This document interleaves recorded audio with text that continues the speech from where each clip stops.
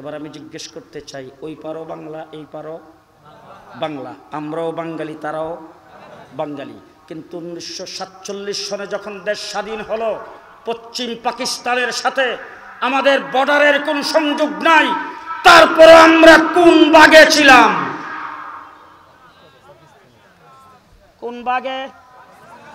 তাইলে এবার আপনাদের কাছে প্রশ্ন, পাকিস্তান আমরা কেন হইলাম? কলিকাতার তারা কেন হিন্দুস্তান হইল? আমরা কেন হইলাম পাকিস্তান? বলেন বলেন বলেন। পরিষ্কার, ছাত্রলীগ, যুবলীগ, ছাত্রদল, যুবদল, আজকে যারা নাগরিক পার্টি করেছেন, জুলাই আগস্টের আন্দোলনে আবু সাইদের সঙ্গে যারা জীবন দিয়েছেন, লড়াই করেছেন, আপনাদের সকলকে বলে যাচ্ছি, আমার এই পূর্ব পাকিস্তান, বর্তমান বাংলাদেশ, মুসলিম হিসাবে আমরা পাকিস্তান হয়েছিলাম। কি হিসাবে পাকিস্তান? এই যে সবাই বলে না, কি হিসাবে পাকিস্তান? মুসলিম অধ্যুষিত হিসাবে আমরা হয়েছিলাম পাকিস্তান, ঠিক না বেটি? এবার পশ্চিম পাকিস্তানিরা যখন আমাদের সঙ্গে বৈষম্যমূলক আচরণ শুরু করেছেন, তারা যখন আমাদেরকে বিভিন্নভাবে যখন তারা আমাদের উপর নির্যাতন চালিয়েছেন, ভাষা যখন তাদের উর্দু ভাষা আমাদের উপর চাপাই দিতে চাচ্ছেন, রাজনীতিতে, আমাদেরকে শিক্ষানীতিতে, সমাজনীতিতে বিভিন্নভাবে যখন তারা বৈষম্যমূলক আচরণ শুরু করেছেন, তখন পাকিস্তানি হানাদারদের বিরুদ্ধে যুক্তফ্রন্ট গঠিত হয়েছিল। সেই যুক্তফ্রন্ট হয়েছিল 5 জন ব্যক্তির নেতৃত্বে। কয়জন? তার মধ্যে 1 নম্বর ব্যক্তিরা ছিলেন আমার হযরত মাওলানা আতহার আলী রহমতুল্লাহি আলাইহি। এই মাদ্রাসার ছাত্ররা ভালো করে মনে রাখবা, তার 1 নম্বর ব্যক্তি ছিলেন আলেম উলামায়ে কেরামের মধ্যে রাজনীতির পূর্বা হযরত মাওলানা আতহার আলী রহমতুল্লাহি আলাইহি। 2 নম্বর ব্যক্তি ছিলেন মাওলানা ভাসানী।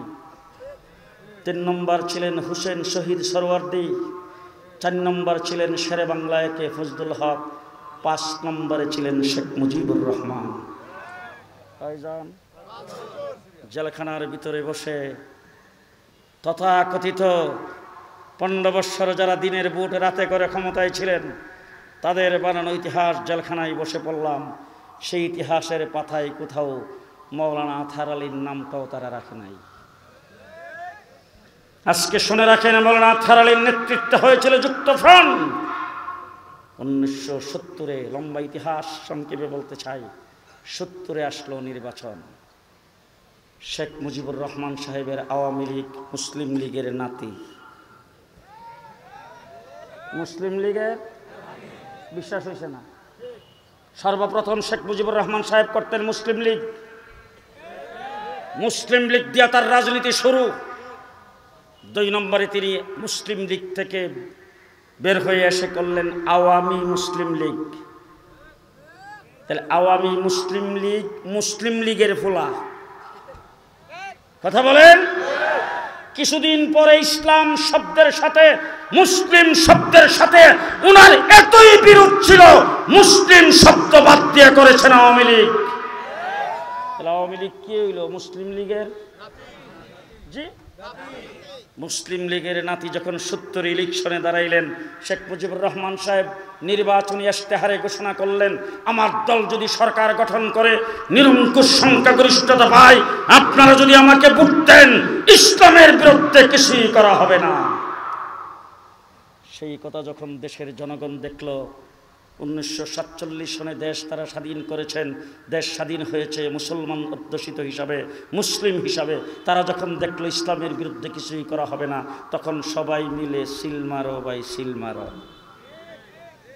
নৌকা মার্কায় সিল মারলেন, সিল মারলা নৌকা মার্কা আওয়ামী লীগ নিরঙ্কুশ সংখ্যাগরিষ্ঠতায় তারা সরকার গঠন করার মতো আসন পাইলেন, তারা নির্বাচনে ফাঁস করলেন। কিন্তু পশ্চিম পাকিস্তানিরা শেখ মুজিবুর রহমান এবং আওয়ামী লীগের হাতে ক্ষমতা হস্তান্তর করতে রাজি হয় নাই। যখন ক্ষমতা হস্তান্তর করতে যখন রাজি হলো না, গণতন্ত্রের পথে যখন বাধা হয়ে দাঁড়াইল, বাংলাদেশের 7.5 কোটি মানুষ অস্ত্র ধরে 9 মাস যুদ্ধ করে স্বাধীন করেছে বাংলাদেশ। আজকে পরিষ্কার ভাষায় বলে যাচ্ছি, মুক্তিযুদ্ধ ৭১-এর মুক্তিযুদ্ধ একক কোনো ব্যক্তির অবদান নয়, একক কোনো দলের অধিকার অবদান নয়, বাংলাদেশের ৭.৫ কোটি মানুষের অবদান। মুক্তিযুদ্ধ যখন করেছেন তখন মেজর M.A. জলিল সাহেব নবম সেক্টর কমান্ডার, হযরত হাফিজ হুজুরের মুরিদ হয়েছিলেন, হাফিজ হুজুরের সঙ্গে একসাথে আন্দোলন সংগ্রামী ছিলেন। তার সাথে এক জায়গায় সফরে যাচ্ছিলাম, পাশাপাশি আসনে বসেছি গাড়িতে। তাকে জিজ্ঞেস করেছিলাম, জলিল ভাই মুক্তিযুদ্ধের একটু স্মৃতিচারণ করেন। তিনি তখন বলছিল, আমরা যখন মুক্তিযুদ্ধ করি তখন আমরা যেহেতু মুসলমান ছিলাম মুক্তিযুদ্ধের রণাঙ্গনে আলেম উলামায়ে কেরামের কাছ থেকে আমরা ফতোয়া নিয়েছিলাম, যুদ্ধের ময়দানে যখন নামাজের টাইম হবে তখন অর্ধেক ভাগ হয়ে এক অর্ধেক নামাজ আদায় করবে, আরেক অর্ধেক যুদ্ধ করবে। আমরা যুদ্ধের রণাঙ্গনে জামাতের সাথে আজান দিয়ে নামাজ আদায় করেছি। তাহলে আজান দিয়ে জামাতের সাথে নামাজ আদায় করে যারা যুদ্ধ করেছেন তারা দেশটাকে ধর্মনিরপেক্ষতা বানাইবার জন্য করেছেন না।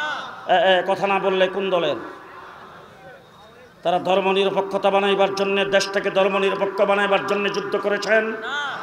আজকে পরিষ্কার ভাষায় আপনাদের সামনে বলে গেলাম, কেউ খারাপ মনে করবেন না। সেই ৭১-এ শেখ মুজিবুর রহমান সাহেব ৭ই মার্চে ভাষণ দিয়েছেন।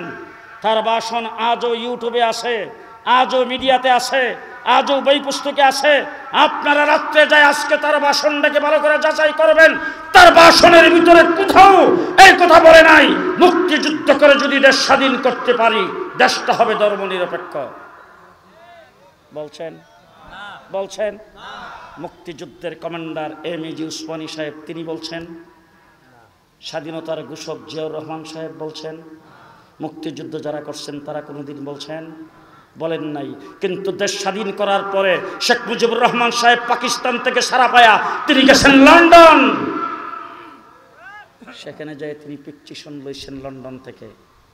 এরপরে আসছেন ভারতে, আইসা ইন্দিরা গান্ধীর সঙ্গে সাক্ষাৎ করে ওই জায়গার থেকে আরেকটা পিকচিশন নিয়ে এসে তিনি ৭২-এর সংবিধান রচনা করেছেন।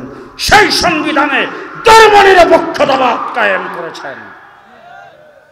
পরিষ্কার ভাষায় বলে যাচ্ছি, আজকে বাংলাদেশের বিএনপি, জামাত, এই দেশে যারা রাজনীতি করছেন, আগামীতে যারা ক্ষমতায় যাবেন, সরকার গঠন করবেন, পরিষ্কার ভাষায় বলতে চাই ৭২-এর সংবিধান কাশ্মীরে নিক্ষেপ করে দিতে হবে, কাশ্মীরে নিক্ষেপ করে দিতে হবে, কাশ্মীরে নিক্ষেপ করে দিতে হবে।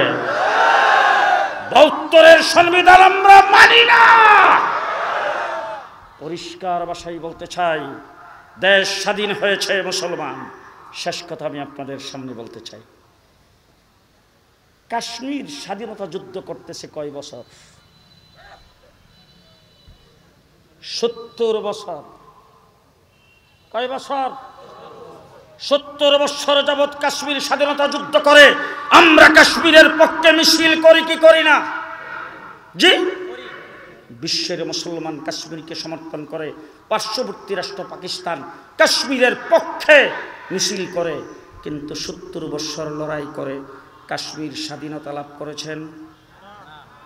বলেন স্বাধীন হয়েছে? হয় নাই। আসেন, আসাম ৪০ বছর যাবৎ স্বাধীনতা যুদ্ধ করতেছে, হয়েছে স্বাধীন? বলেন, হয়েছে স্বাধীন? আমরা কয় মাসে?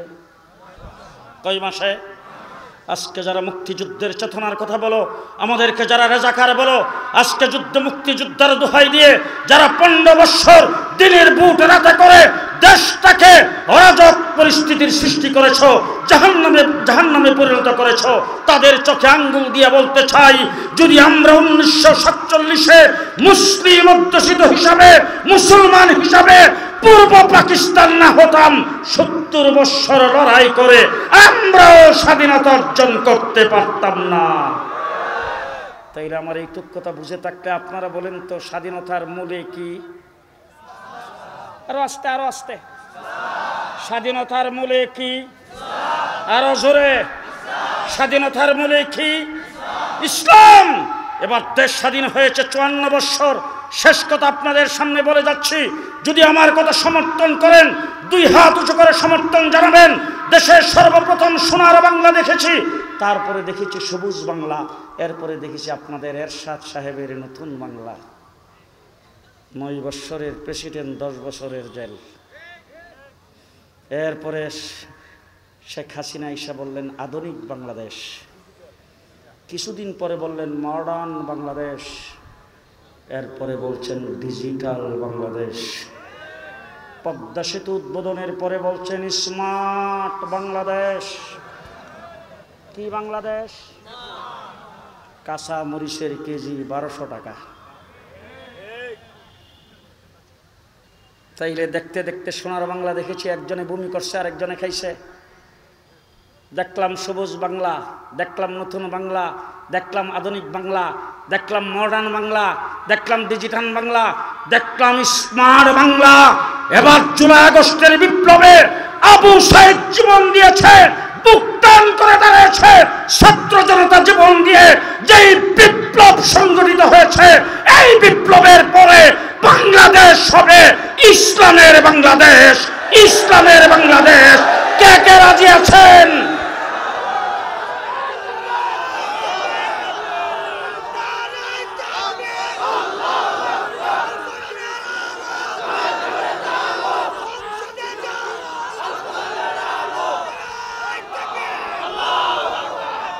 কয়েকটি কথা শুধু আপনাদের সামনে আপনাদের স্বীকৃতি দিতে চাই। আমার বাংলাদেশের সংবিধানে ইসলামের বাংলাদেশ করতে হলে সংবিধানের প্রথমে আল্লাহর উপর পূর্ণ আস্থা ও বিশ্বাস থাকতে হবে। কে কে রাজি? কে কে রাজি?